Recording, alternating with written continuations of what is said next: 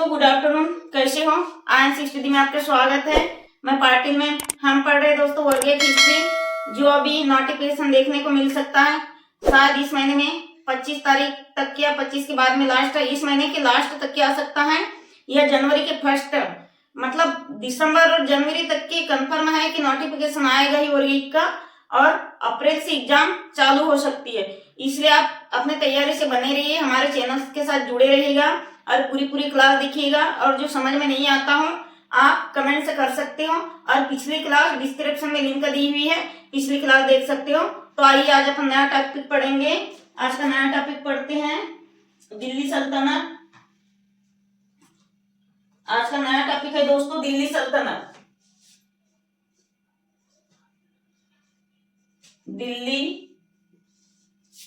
दिल्ली सल्तनत। दिल्ली सल्तनत। तो इसका काल कब से कब तक के कार्यकाल? 1206 से लेके 1526 तक। 1526 तक दिल्ली सल्तनत हम पढ़ रहे दोस्तों वर्गीय हिस्ट्री। वर्गीय हिस्ट्री के अंतर्गत दिल्ली सल्तनत 1206 से लेके 1226 तक के, मतलब एक टोटल कितने साल हुआ? 300, लगभग 320 साल। लगभग 320 साल। 320 साल मतलब 1206 से लेके 1226 तक की अपन पूरी दिल्ली सल्तनत पूरा पढ़ेंगे। तो इसकी नींव किसने रखी थी? कुतुबी वंश ने नींव रखी थी। कुतुबी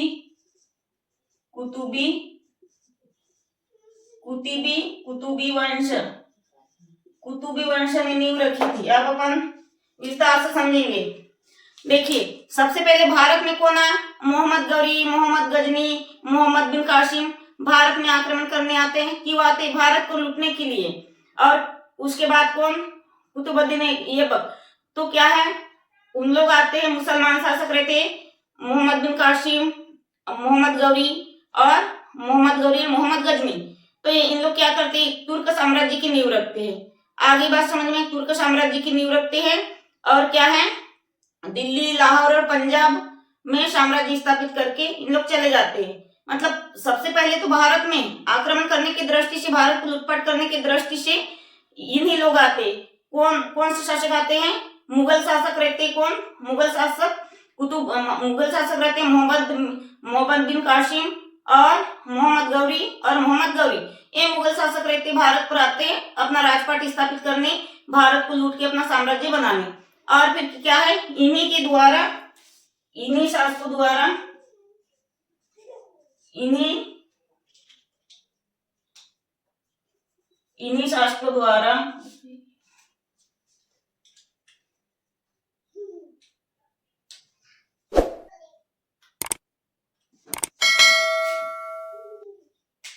क्या है,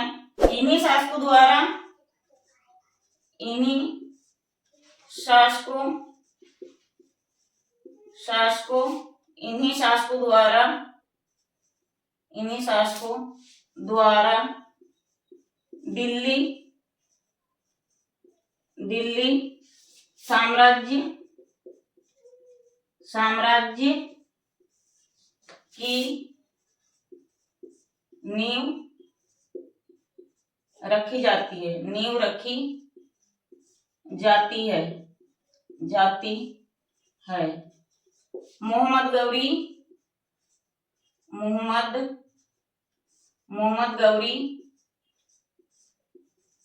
भारत पर आक्रमण करने आता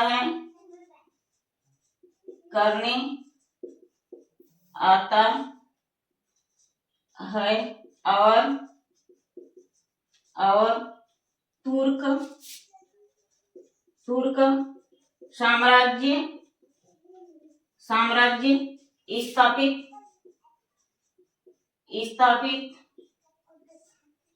करता है। यही से यही से दिल्ली सल्तनत दिल्ली सल्तनत स्थापित होता है। दिल्ली सल्तनत स्थापित होता है। आ गया इतना समझ में?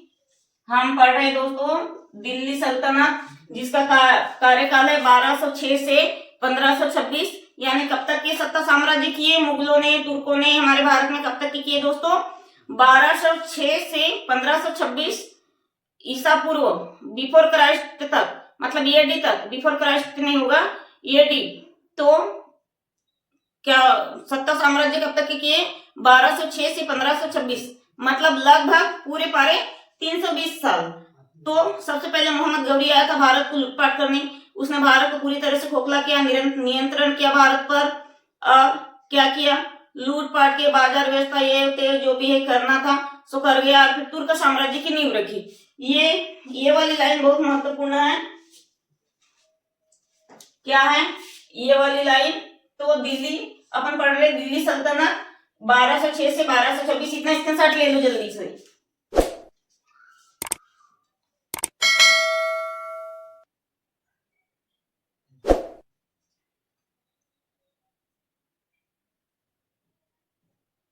हो गया। आज का टॉपिक भी वर्ग 1 के लिए बहुत महत्वपूर्ण है।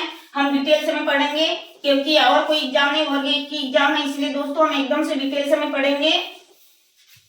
वर्ग 1 में क्या है, कैसे भी क्वेश्चन बन सकते हैं, इसलिए हम एकदम डिटेल से में पढ़ेंगे।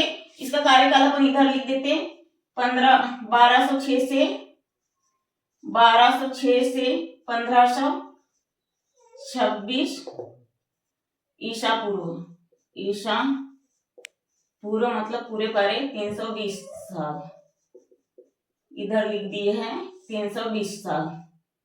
तो क्या है, पहले क्या है, मुसलमान मोहम्मद गौरी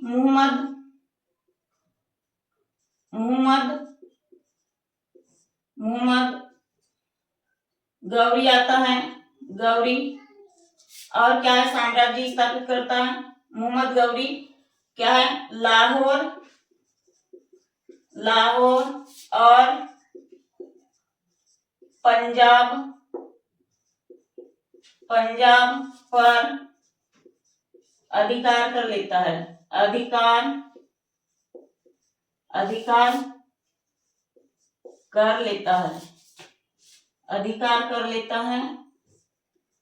ये मुसलमानी शासक रहते हैं। ये सभी मुसलमानी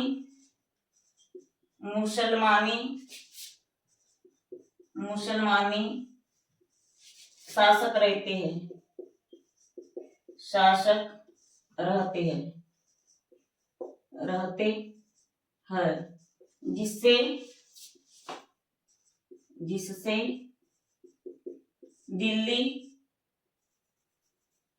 जिससे दिल्ली सल्तनत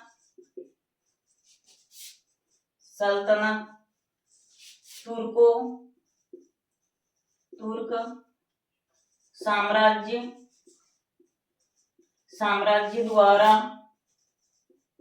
द्वारा स्थापित हुआ।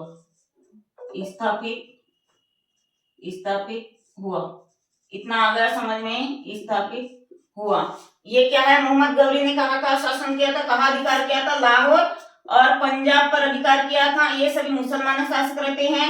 दिल्ली सल्तनत तुर्क साम्राज्य द्वारा स्थापित होता है। ये मुसलमानी शासक रहते हैं। अब इस सल्तनत में क्या है, 5 वंश रहते हैं। दिल्ली सल्तनत में 5 वंश रहते हैं।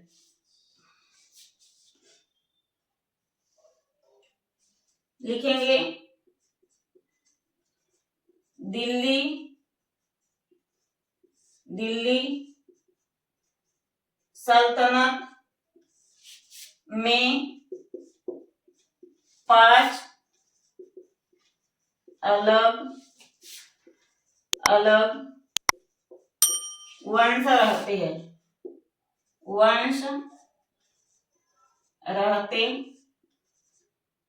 रहते हैं। दिल्ली सल्तनत में 5 अलग अलग वंश रहते हैं। पांचों अपन क्रम से लिखेंगे, इतना इसमें आएगा नहीं, इसलिए दोस्तों इसको स्क्रीनशॉट ले लो। हम शुरू से लिख देते हैं पांचों वंशों को, ठीक है।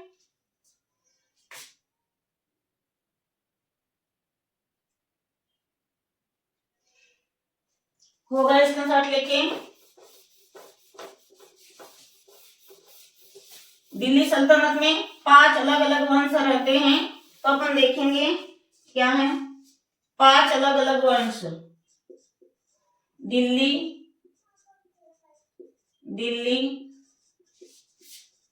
सल्तनत में 5 अलग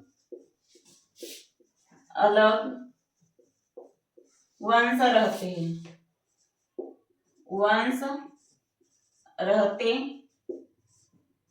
हैं, तो दोस्तों अपन सबसे पहले ट्रिक देखेंगे इसकी। सबसे पहले अपन लिखेंगे इसकी ट्रिक लिखेंगे। इसकी ट्रिक क्या है, ट्रिक को ध्यान से पढ़ लीजिएगा, तभी पांचों वंशों के नाम मालूम हो जाएगा। यह है गुलाम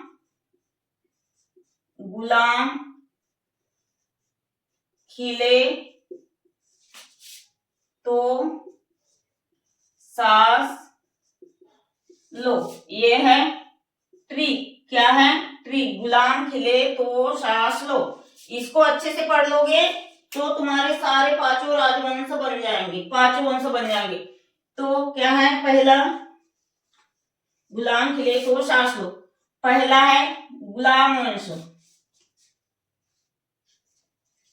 पहला है गुलाम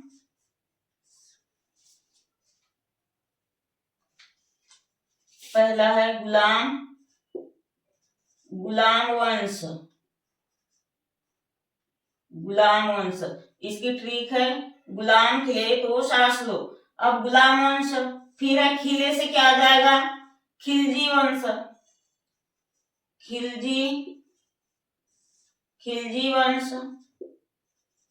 खिलजी वंश। और तीसरा है तुगलक वंश,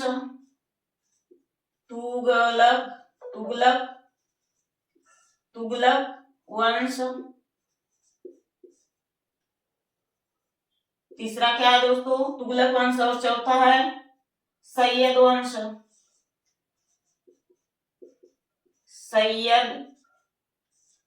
सैयद वंश। और पांचवा है लोदी वंश, पांचवा है लोदी वंश। तो अब इसका कार्यकाल कब से कब तक के था अपन देखेंगे इसके आगे।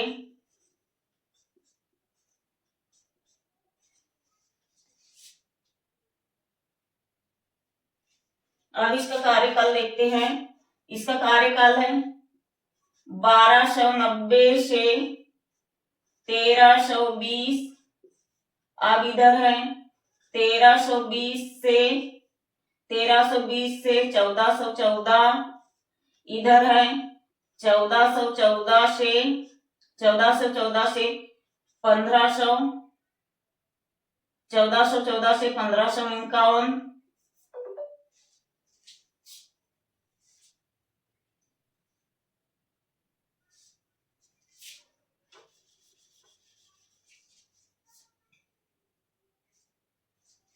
अब ये है 1414 से 1551,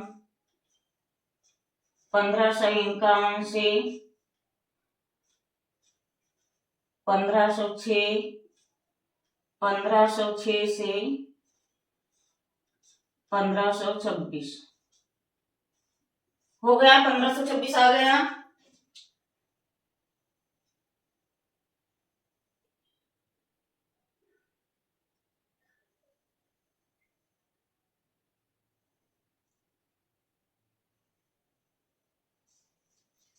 क्या है, ये पांचों हो गए। तो इसके अपन ट्रिक देख रहे हैं, गुलाम खिले तो सांस लो। तो तो गुलाम वंश, खिलजी वंश, तुगलक वंश, सैयद वंश, और इधर क्या है 1220 से 1300, 1290 से 1320, 1320 से 1414, 14 से 1551, 1551 से 1506। ठीक है, इतना स्क्रीनशॉट ले लीजिए।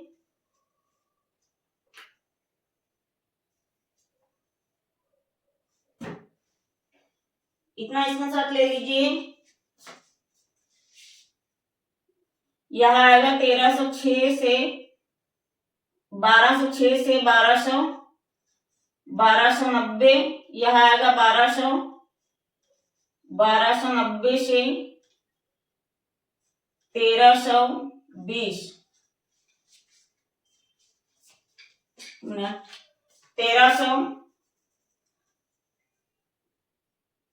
1320 से 1414, और यहाँ आएगा 1414 से 1551, 1551 से 1515 से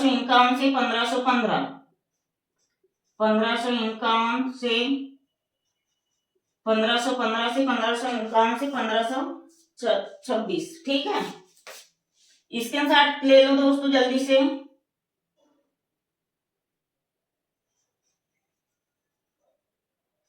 अपन पढ़ रहे हैं दिल्ली सल्तनत। दिल्ली सल्तनत के अंतर्गत किसने साम्राज्य स्थापित किया? दिल्ली सल्तनत की सबसे पहले नींव किसने रखी थी? नींव रखी थी मोहम्मद गौरी ने। नींव रखी थी मोहम्मद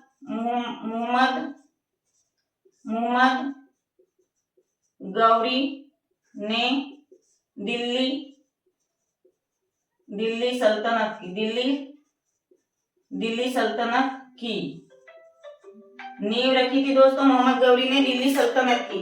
ठीक है, तो अपन पढ़ रहे हैं दिल्ली सल्तनत। तो दिल्ली सल्तनत कब से कब तक के? 1206 से 1526, पूरा भारत 320 साल चला, और 320 साल चला। इसके 5 वंश है, तुर्क वंश, मुगल वंश, जो भी है। तो अपन पढ़ रहे हैं गुलाम खिले तो सांस लो। ये है इसकी ट्रिक। क्या है? गुलाम खिले तो सांस लो। गुलाम वंश, खिलजी वंश, तुगलक वंश, सैयद वंश और लोधी वंश। इतना स्क्रीनशॉट कर लीजिए।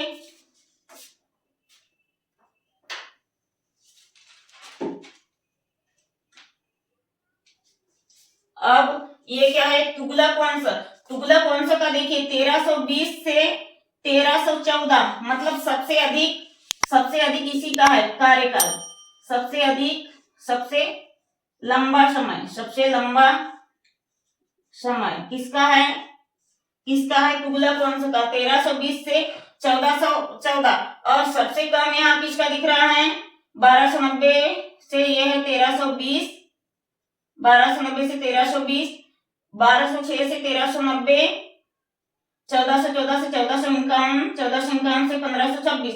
तो सबसे कम क्या दिख रहा है? खिलजी वंश। सबसे कम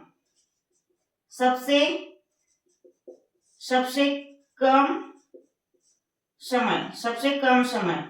इतना स्क्रीनशॉट ले लीजिए दोस्तों। अब आगे पढ़ते हैं।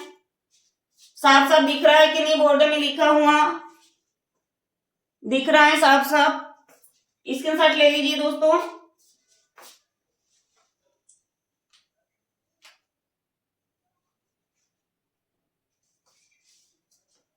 हो गया। अपन पढ़ रहे हैं वर्ग हिस्ट्री। के अंतर्गत दोस्तों आज का टॉपिक है दिल्ली सल्तनत। तो दिल्ली सल्तनत में हमने पढ़े हैं 5 वंशों को। इसकी ट्रिक है गुलाम खिले तो सांस लो, गुलाम वंश, खिलजी वंश, तुगलक वंश, सैयद वंश, लोधी वंश। तो इसका पूरा कार्यकाल याद कर लोगे।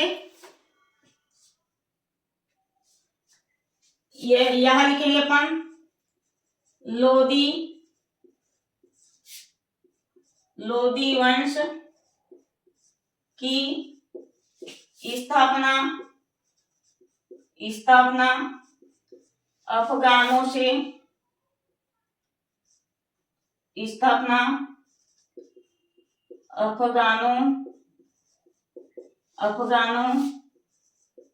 से मानी जाती है। अफगानों से मानी जाती है। अब इधर मेन हेडिंग रहेगी, इधर मेन हेडिंग अपन लिखेंगे दोस्तों कुतुबुद्दीन ऐबक। कुतुबुद्दीन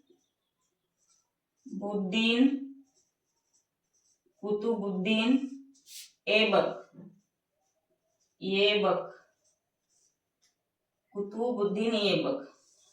अब इसका टाइम पीरियड कब से कब तक के है? कुतुबुद्दीन ऐबक का टाइम पीरियड, कुतुबुद्दीन ऐबक का टाइम पीरियड कब से कब तक के है? 1206 से 1210। अपन पढ़ रहे हैं कुतुबुद्दीन ऐबक, तो इसका टाइम रहता है 1206 से 1210। तो यहाँ सबसे पहले कौन आता है? मोहम्मद गौरी। मोहम्मद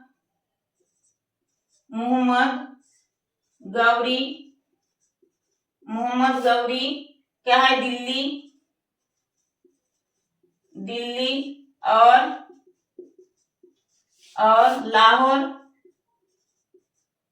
लाहौर पर साम्राज्य स्थापित करने आता है,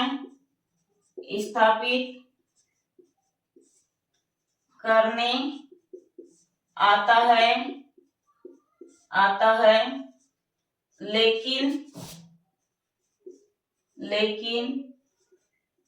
वह बीमार हो जाता है।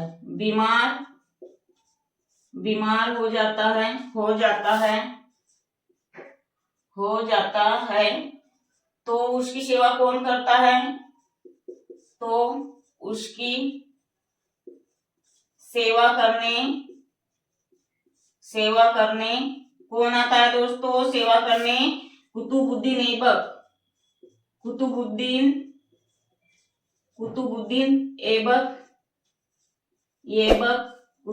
ऐबक आता है। कुतुबुद्दीन ऐबक आता है। और फिर दूसरे लाइन में लिखेंगे कुछ समय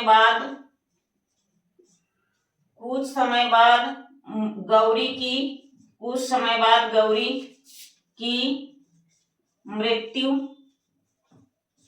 हो जाती है।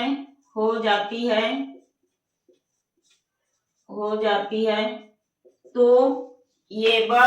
ऐबक ही लिख देते, कुतुबुद्दीन ऐबक नहीं लिखते, समझ जाओगे। ऐबक दिल्ली, पंजाब और लाहौर पर नियंत्रण रखता है।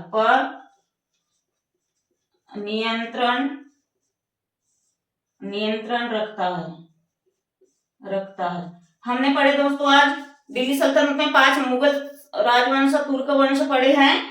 तो अब पढ़ रहे कुतुबुद्दीन ऐबक। इसका कार्यकाल टाइम पीरियड 1206 से 1210 ईसा पूर्व। तो यहाँ रहता है मोहम्मद गौरी कहाँ आता है? भारत में दिल्ली और लाहौर पर अधिकार कर लेता है। लेकिन क्या हो जाता है? वो बीमार हो जाता है। तो इसकी सेवा करने कौन आता है? उसकी सेवा करने मुगल बादशाह कौन आता है? इसकी सेवा करने अफगानी आता है, कुतुबुद्दीन ऐबक। तो दूसरी लाइन में कुछ समय बाद क्या है? गौरी की मृत्यु हो जाती है। तो ऐबक क्या करता है? दिल्ली, पंजाब और लाहौर पे नियंत्रण करता है। और क्या करता है? अधिकार कर लेता है, नियंत्रण करके और अपने कंट्रोल में कर लेता है। किस को? दिल्ली, पंजाब और लाहौर पर अपना साम्राज्य स्थापित कर लेता है, वह अधिकार कर लेता है। फिर कुछ दिन बाद क्या होता है? कुतुबुद्दीन ऐबक अपनी शादी करता है। किससे शादी करता है? यल्दोज की पुत्री रहती है। ध्यान से समझिएगा। अब लिखाने से ज्यादा यदि मैं बोल के समझाऊं तो आपको माइंड में रहेगी। लिखा दूंगी पट आप स्क्रीनशॉट कर लोगे दोस्तों, इससे कुछ नहीं होने वाला है। इसलिए अपन 2 लाइन पहले समझेंगे। क्या होता है? साम्राज्य इधर स्थापित कर लेता है, इसका शासन मजबूत हो जाता है। कहाँ पे? दिल्ली, पंजाब और लाहौर पे अपना सत्ता नियंत्रण कर लेता है, साम्राज्य स्थापित कर लेता है। क्योंकि मोहम्मद गौरी मतलब सत्ता चलाने वाले कोई रहता नहीं, साम्राज्य स्थापित करने वाले। क्योंकि मेन शासक मोहम्मद गौरी की तो मृत्यु हो जाती है, तो कुतुबुद्दीन ऐबक अपना ही राजपाट, अपना ही अधिकार जमा लेता है पंजाब, लाहौर और दिल्ली पर। फिर उसके बाद क्या करता है, कुतुबुद्दीन ऐबक शादी करता है किससे, एलदोज की पुत्री से। ठीक है, आ गया इतना समझ में। कुतुबुद्दीन ऐबक की शादी किससे होती है, एलदोज की पुत्री से। और कुतुबुद्दीन ऐबक की एक बहन रहती है, तो अपनी बहन की शादी कुबाचा से करा देता है। एक कुबाचा मुगल वंश रहता है, तो अपने बहन की शादी किससे कराता है, कुतुबुद्दीन ऐबक कुबाचा से करा देता है अपने बहन की शादी। और अपन किससे शादी करता है, कुतुबुद्दीन ऐबक यल्दोज की पुत्री से। और फिर शादी हो जाती है यल्दोज की पुत्री से। कुछ टाइम बाद कुतुबुद्दीन ऐबक की तरफ एक पुत्री होती है, वो बड़ी होती है, तो उसकी शादी किससे करा देता है, इल्तुतमिश से। मतलब इल्तुतमिश से किसकी शादी होती है दोस्तों, इल्तुतमिश से शादी होती है कुतुबुद्दीन ऐबक की पुत्री से। और कुतुबुद्दीन ऐबक की शादी होती है एलदोज की पुत्री से। और कुतुबुद्दीन ऐबक की बहन की शादी किससे होती है, कुबाचा से होती है। ठीक है, कुछ टाइम बाद क्या होता है, यह मतलब अपना अपना राज्य स्थापित कर लेता है। इसके आगे पीछे शासन सत्ता चलाने वाला कोई नहीं रहता। ये क्या जाता है, कुछ टाइम के बाद में सत्ता संघर्ष की लड़ाई होती है इनके बीच में, तो कहा जाता है चौगान में, एक मैदान में जाता है।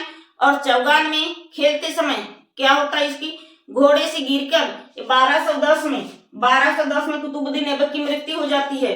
आगे इतना समझ में। अब इसको अपन लिखाएंगे कल, आज समझा दी है, कल लिखाएंगे। अगर पढ़ाई पे ध्यान दीजिए, क्योंकि इसी महीने में और ये का नोटिफिकेशन देखने को मिल सकता है दोस्तों, इसलिए अच्छे से पढ़िए। और पिछली क्लासेस डिस्क्रिप्शन में लिंक दी हुई है, यदि पिछली क्लासेस देखना हो तो। हम वर्ग एक बहुत ही अच्छे से पढ़ेंगे, पूरी डिटेल से में पढ़ेंगे। और आप लोग अपनी संख्या बढ़ाइए।